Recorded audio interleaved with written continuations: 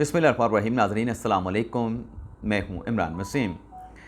नाज़रीन, प्रोग्राम का आगाज़ एक बड़ी ख़बर से करेंगे। अब न जाने ये किसी का कॉल है या किसी का शेर है जिसमें हम अक्सर ये कहते हैं कि हज़ारों ख्वाहिशें ऐसी कि हर ख्वाहिश पे दम निकले। आज नाज़रीन, इलेक्शन कमीशन ने मखसूस नशिस्तों के हवाले से जो सुप्रीम कोर्ट का फ़ैसला है, उस फ़ैसले को लेके इलेक्शन कमीशन ने अपना एक फ़ैसला किया है और वो हतमी नहीं, मुकम्मल नहीं, बल्कि एक जुज़वी फ़ैसला है इलेक्शन कमीशन ऑफ पाकिस्तान का।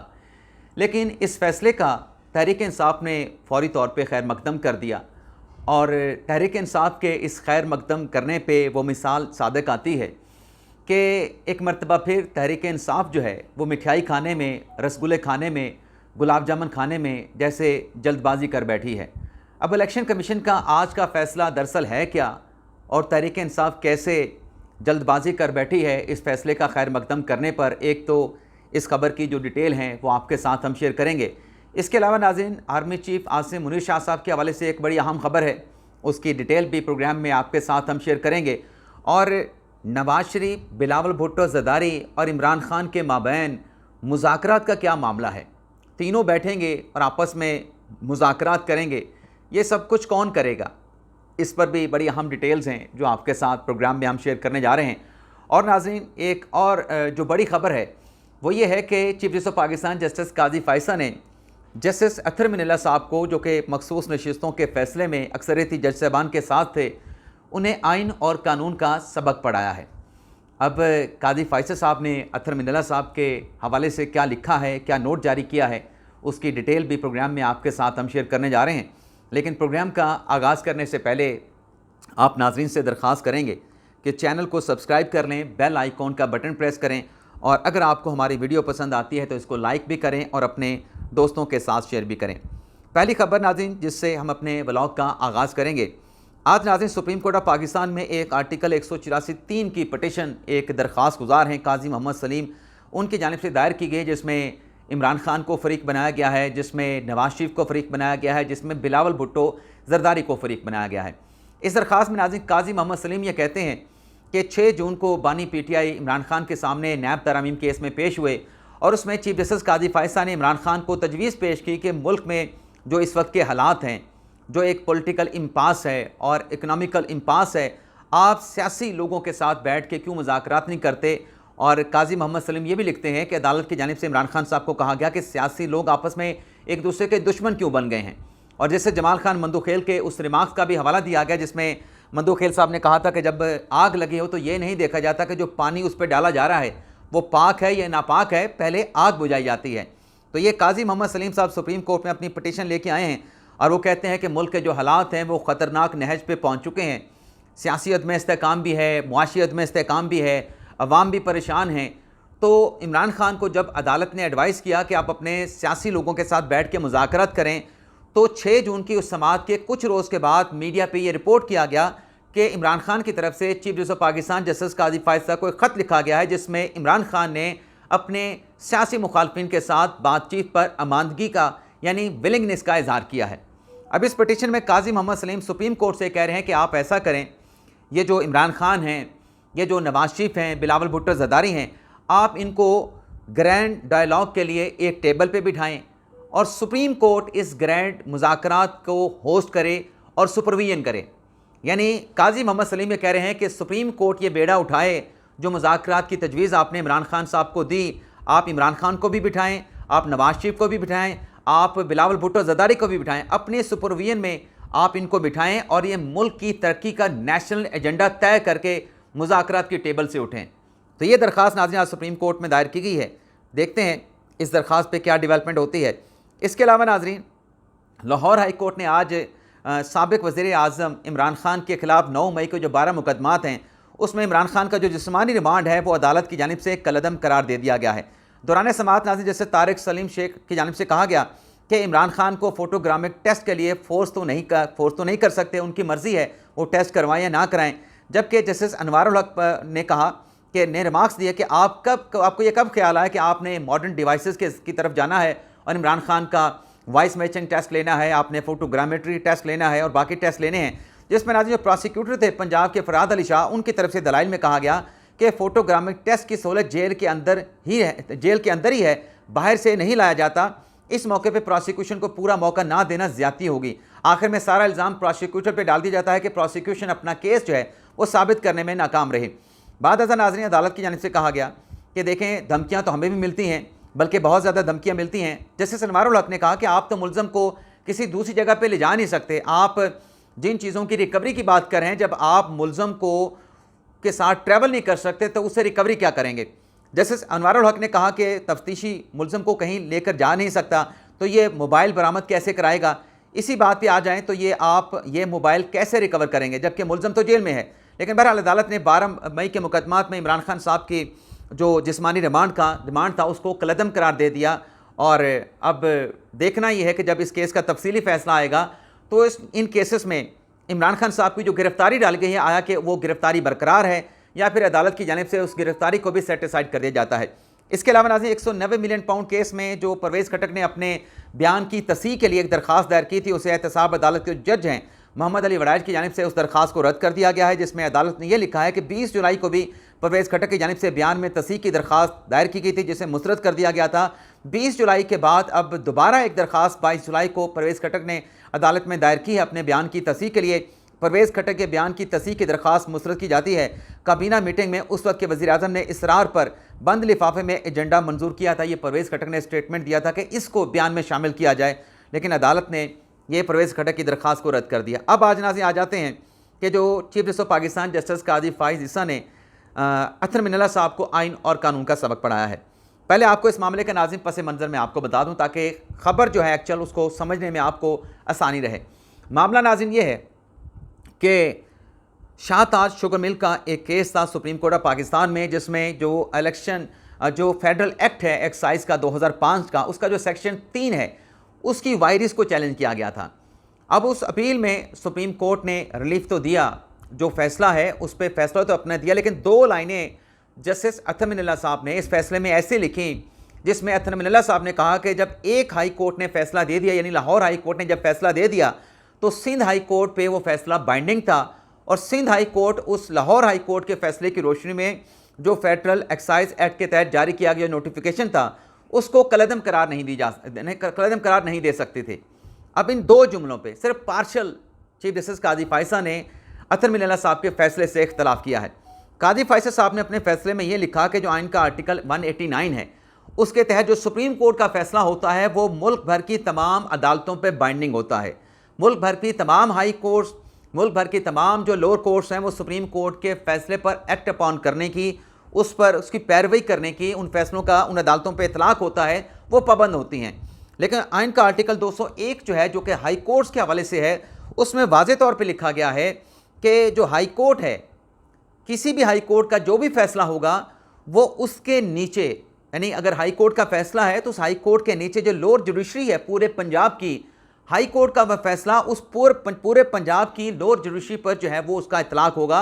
और आइन में ऐसा कोई तकाजा नहीं है कि हाई कोर्ट का फैसला जो है वो सिंध हाई कोर्ट मानने की पाबंद है या बलोचिस्तान हाई कोर्ट मानने की पाबंद है। काजी फ़ाइज़ा साहब ने लिखा कि जो जस्टिस अत्तर मिनल्ला का ये करार देना है कि एक हाई कोर्ट का फैसला दूसरी हाई कोर्ट पे बाइंडिंग होता है, ऐसा कानून के अंदर, आइन के अंदर कहीं नहीं लिखा गया। ऐसा कोई आइनी तकाजा नहीं कि एक हाई कोर्ट का फैसला दूसरी हाई कोर्ट्स पर भी उस फैसले का इतलाक़ होगा। आगे चल के नाज़रीन, चूँकि ये फैसला अत्तर मिनल्ला साहब की जानिब से बड़ी कोई 223 दिन की गुजरने के बाद तहरीर किया गया, उस पर भी काजी फ़ाइज़ा साहब ने लिखा है कि फ़ैसले हमें क्यों जल्दी करने चाहिए। काजी फ़ाइज़ा साहब ने लिखा कि कानून और रवायत का तकाजा है कि समाअत मुकम्मल होने के बाद अदालत जल्द केस का फैसला सुनाए। काजी फ़ाइज़ा साहब ने लिखा कि शाहताज शुगर मिल केस की जो समाअत है वो हमने 6 दिसंबर 2023 को मुकम्मल की, और उसी रोज़ यानी 6 दिसंबर 2023 को भी इस केस का जो फैसला है वो मार्क कर दिया गया अत्तर मिनल्ला साहब को कि वो इस केस का फैसला लिखेंगे, यानी फैसला तहरीरी तफसीली फैसला लिखने की जो जिम्मेदारी है वो अत्तर मिनल्ला साहब को सौंप दी गई। और फिर काजी फ़ाइज़ा साहब ये लिखते हैं कि मुनासिब वक्त पे फैसला सुनाना इंसाफ की फरहमी का नागुज़िर जुज़ है, अटल जुज़ है कि आप मुनासिब वक्त के ऊपर अदालत फ़ैसला सुना दे। फिर नाज़रीन आगे चल के लिखा गया कि ये जो फैसला हमने 6 दिसंबर 2023 को समाअत मुकम्मल की थी, ये 223 दिन गुजरने के बाद जो है ये फ़ैसला अत्तर मिनल्ला की जानिब से मुझे भिजवाया गया, और मैंने उसी रोज़ जब ये फैसला 18 जुलाई 2024 को मुझे भिजवाया गया तो मैंने उससे अगले रोज़ इस फैसले पे सिग्नेचर कर दिए। लेकिन अख्तर अमीन अल्लाह साहब के ताख़ीर से फैसला तहरीर करने पे काजी फैसल साहब ने लिख रहे हैं कि सुप्रीम कोर्ट ने ख़ास टाइम फ्रेम में बाकी जो मुल्क भर की अदालतें हैं उनको डायरेक्शन जारी कर रखी हैं कि आप 90 दिन में फ़ैसला हाई कोर्ट करेगी, 1 माह में फ़लानी अदालत करेगी, 6 माह में फ़लानी अदालत करेगी। तो जब हमने निचली अदालतों को एक टाइम फ्रेम के अंदर अपने फ़ैसले सादर फरमाने का हुक्म दे रखा है तो इस असूल का इतलाक़ सुप्रीम कोर्ट में भी होना चाहिए। ये काबिल अफसोस होगा कि हम निचली अदालतों को तो डायरेक्शन जारी करें कि आप फौरी फ़ैसले करें, इतनी मुद्दत में फ़ैसले करें, और ख़ुद हम उस असूल का इतलाक़ खुद पे ना करें। काजी फैसल साहब ने लिखा कि अक्सर हवाला दिया जाता है कि इंसाफ में ताख़ीर नाइंसाफ़ी है। हवाला दिया जाता है कि तेज़ इंसाफ सबसे प्यारा, इंसाफ में ताख़ीर इंसाफ से इनकार के मुतरादिफ है। काजी फैसल साहब ने लिखा कि आइन जल्द इंसाफ जल्द फ़ैसला करने का तकाजा करता है। जजेस अपने आप को जवाबदेह हैं, हमें एहतियात और तनदही से मुकदमात का फ़ैसला करने की कोशिश करनी चाहिए, यानी जल्द फ़ैसले करने चाहिए। वैसे अख्तर अमीन अल्लाह साहब का बानी पीटीआई के हवाले से जब वो एक कहते हैं ना कि वो गुड टू सी यू वाला जो केस था जिसमें 9 मई को खान साहब गिरफ्तार हुए थे, फिर सुप्रीम कोर्ट में इमरान खान साहब को लाया गया था, तो उसमें जो बंदियाल साहब का फ़ैसला था उस फैसले के भी कुछ पैराग्राफ से अख्तर अमीन अल्लाह साहब ने इख्तलाफ किया था कि मैं अलग से अपना नोट तहरीर करूँगा। वो नोट भी 1 साल से ज़्यादा अरसा गुजर चुका है, यानी वो तकरीबन 11 मई 2023 को समाप्त हुई थी। आज हम जुलाई के महीने में बैठे हैं, अभी तक वो नोट भी अख्तर अमीन अल्लाह साहब ने तहरीर नहीं किया है। इसके अलावा नाज़रीन जो दूसरी अहम खबर है जो आपके साथ हमने शेयर करनी है वो खबर है नाज़रीन जो आज इलेक्शन कमीशन ऑफ पाकिस्तान ने बड़ा फ़ैसला किया। लेकिन इलेक्शन कमीशन के फ़ैसले पे आने से पहले नाज़रीन आज पीटीआई के जो रहनुमा हैं वो अडयाला जेल गए थे और बानी पीटीआई के साथ मुलाकात करके आए। लेकिन नाज़रीन जब मुलाकात करके वापस आए, उमर अयूब साहब और भी पीटीआई के रहनुमा थे, कमल शोज़ब थे और वो MWM के जो सरबराह हैं राजा जो अब्बास साहब हैं, मुझे उनका नाम नहीं याद आ रहा, वो भी साथ थे। इस मुलाकात के बाद अब आप देखें कि तेवर कैसे चेंज है और बातों को ट्विस्ट कैसे कर रहे हैं जनाब उमर अयूब साहब। उमर अयूब साहब ने आके कहा कि बानी पीटीआई से खुशगवार माहौल में मुलाकात हुई है। बानी पीटीआई ने जनरल आसिम मुनीर को पैगाम दिया है। अच्छा, पैगाम क्या है? उमर अयूब ने बताया कि बानी पीटीआई ने कहा है कि नून लीग पाक फ़ौज और पीपल्स पार्टी को आमने सामने खड़ा करना चाहती है। बानी पीटीआई ने कहा है कि हम ऐसा नहीं होने देंगे। यानी जो इस्टेब्लिशमेंट की और तहरीक इंसाफ की लड़ाई है, इसका इल्ज़ाम उमर अयूब साहब कह रहे हैं कि इमरान खान ने नून लीग और पाकिस्तान पीपल्स पार्टी पे डाल दिया है। अब इसका कोई जवाब बनता है? आपके ट्विटर अकाउंट से स्टेटमेंट जारी हो, वीडियो जारी हो, सकूत ढाका के हवाले से उसमें आसिम मुनीर की तस्वीर लगाई गई हो, उसमें आप पूरा ऐसा माहौल बनाने की कोशिश करें कि आसिम मुनीर शाह साहब आपके ख़िलाफ़ ये कर रहे हैं, और फिर आपके अपने ऑफिशियल अकाउंट से ये जो आसिम मुनीर शाह साहब हैं उनकी फ़ैमिली की तस्वीर जारी की गई हों, आपके सोशल मीडिया ट्रोल ये सब कुछ कर रहे हों, तो इसका इल्ज़ाम आप पीपल्स पार्टी और नून लीग पे कैसे लगाएंगे? कर आपकी सोशल मीडिया की टीम रही है। ये ऐसी चीज़ें पब्लिक इमरान खान के ऑफिशियल अकाउंट से हो रही हैं, पाकिस्तान तहरीक इंसाफ के ऑफिशियल अकाउंट से हो रही हैं। समझ नहीं आता कि इसकी ज़िम्मेदारी आज जो मुलाकात करके वापस आने वाले हैं वो इसकी ज़िम्मेदारी नून लीग और पाकिस्तान पीपल्स पार्टी पे कैसे डाल रहे हैं। और फिर कहते हैं कि बानी पीटीआई ने कहा कि हम ऐसा नहीं होने देंगे, और बानी पीटीआई ने यह भी कहा है कि आर्मी चीफ भी ऐसा नहीं होने देंगे। बड़ा यकीन है जी। आगे कहते हैं कि बानी पीटीआई ने कहा है कि 9 मई की सीसीटीवी फुटेजेस चोरी की गई हैं। अच्छा, ये चोरी का इल्ज़ाम तो आपने आईएसआई पे लगाया था, आज आप क्यों नहीं नाम ले रहे? क्योंकि आज आप कह रहे हैं कि इमरान खान साहब ने आर्मी चीफ को पैगाम भिजवाया है। और फिर आगे चल के हमारा मुतालबा है कि इन फुटेजेस को सामने लाया जाए, जुडिशल कम्प्लेक्स और इस्लामाबाद हाई कोर्ट के फुटेजेस भी सामने लाई जाएँ। ये जो जुडिशल कम्प्लेक्स का मामला, इसका इल्ज़ाम तो आपने जनरल फैसल नसीर पे लगाया था इमरान खान साहब ने। अभी चंद रोज़ पहले अडयाला जेल में सहाफ़ियों के साथ गुफ्तगू में इमरान खान साहब ने खुद एतराफ़ किया कि मैंने जनरल नसीर का नाम लिया था। तो ये इसमें नून लीग कहाँ से आ गई, इसमें पीपल्स पार्टी कहाँ से आ गई? फिर नाजरीन 5 अगस्त को कश्मीर के हवाले से हम किसे अहम दिन है, हम लोग 5 अगस्त को इस्लामाबाद में जलसा करेंगे। जलसे की क़यादत अली मीन गंडापुर करेंगे। DGISPR की प्रेस कॉन्फ्रेंस जिस तर्ज पे हुई नहीं होनी चाहिए थी, यानी आज टोन डाउन है। आगे कहते हैं कि अवाम और पाक फ़ौज को कभी आमने सामने नहीं आना चाहिए। वाह वाह वाह वाह। तो अब तक आप क्या करते रहे? वो GHQ के सामने एहतजाज करने की, कोर कमांडर के सामने एहतजाज करने की कॉल किसने दी थी? खान साहब का एतराफ़ मौजूद है। अब आप कहते हैं कि अवाम को और पाक फ़ौज और अवाम को कभी आमने सामने नहीं आना चाहिए, तो अपने माजी के जो हथकंडे हैं, जो कंडक्ट है, उसको भी देख लें, उसमें माफ़ी तो मांगे। फिर माफ़ी तो मांगे आप, लेकिन माफ़ी आपने नहीं मांगनी। फिर कहते हैं कि बानी पीटीआई ने कौमी और सूबाई असम्बलियों के सामने एहतजाज को सराहा है। वो जो GHQ के सामने था और जो कोर कमांडर और बाकी मिलिट्री तनसीबात के सामने था, उसकी मजम्मत तो आज तक नहीं की। पार्लियामेंट के सामने एहतजाज को तो सराहा, तो यहाँ पे जो कुछ हुआ उसकी आज तक मजम्मत नहीं की, माफ़ी नहीं मांगी। और फिर कहते हैं हमारा मुतालबा है मुल्क में नए इंतखाबात होने चाहिए। हमारी आवाम से अपील है कि कल का जो हमारा एहतजाज है उसे कामयाब बनाएं। और बैरिस्टर गौर साहब ने, उमर अयूब साहब ने इलेक्शन कमीशन के फैसले का खैर मकदम किया है।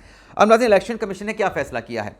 इलेक्शन कमीशन ने यह फैसला किया है कि जो 39 अरकान हैं सुप्रीम कोर्ट के फैसले की रोशनी में जो कहा गया है कि इन्हें PTI के डिक्लेयर किया जाए, वो आज इलेक्शन कमीशन ने डिक्लेयर कर दिया है कि ये 39 अरकान PTI के लोग हैं, ये PTI के हमने डिक्लेयर कर दिया। हालांकि इलेक्शन कमीशन में ये सोच पाई जाती है कि ये जो डायरेक्शन थी कि इनको PTI का डिक्लेयर किया जाए, इनके कवायद पूरे नहीं थे, इनके नॉमिनेशन पेपर के साथ डिक्लेरेशन नहीं थे, इनके नॉमिनेशन पेपर के साथ पार्टी का टिकट नहीं था, लेकिन इसके बावजूद भी इलेक्शन कमीशन ने यह समझते हुए कि ये गैर कानूनी, गैर आइनी डायरेक्शन थी, लेकिन सुप्रीम कोर्ट का फैसला समझते हुए फ़िलहाल इस फैसले पे अमल दरामद करके 39 अरकान को जो है वो पाकिस्तान तहरीक इंसाफ का डिक्लेयर कर दिया है।